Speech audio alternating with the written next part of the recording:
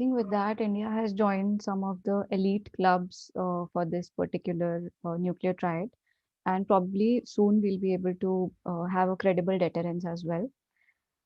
So now the next question would be, India is working towards the development of the underwater vehicles, both manned and unmanned, for the deep sea exploration.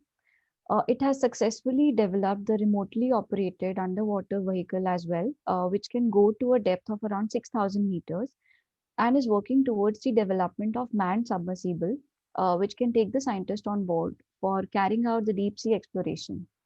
So, how do you think India can exploit this capability for defense and anti submarine warfare operations?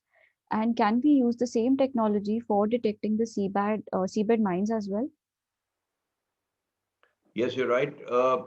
Most of the underwater research that is happening, even if it is happening in the civilian domain of just pure scientific research, has a dual use purpose. It can be used for military applications because, like I said in the beginning, it is extremely important for us to understand what happens below the water, and that is something we don't know very much about.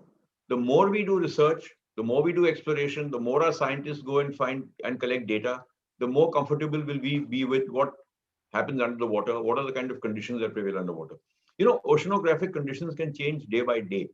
It depends on the weather, it depends on the tidal stream, it depends on the currents, it depends on the temperature of the water, temperature profile, the salinity profile. It is different near a coast, it is different 50 miles out at sea, it could be a lot different 100 miles out at sea. So to have a comprehensive understanding of that okay, generally in the month of, let's say, February, what are the oceanographic currents like? What are the kind of waters we expected to have? What is the temperature profile of the water going to be? This requires years and years of research, study, analysis, collation, and thereafter coming out with results. And this is very important for submarine operations because submarines use the, the profile of the ocean, the hydrological profile, to decide where they want to be, for what mission they've been sent, what depth must they operate at. Are they trying to avoid the enemy? Are they going to attack the enemy? Do they have to, is their priority right now to detect the enemy at the maximum range or to stay hidden? So all this you decide based on what is the profile like. You calculate, we on board the submarines, we calculate, okay, if this is the profile, this is the depth we should maintain for so-and-so role that we have to do. So all this information, if the more the information you have, the more you can operate better. Now, knowing information about your own waters is one thing. Knowing information about your enemy's waters is even more useful. So that is why you find the Chinese are more and more now coming into the Indian Ocean with their research vessels to get more information about the Indian Ocean. Because this is where they have to combat the Indian Navy tomorrow.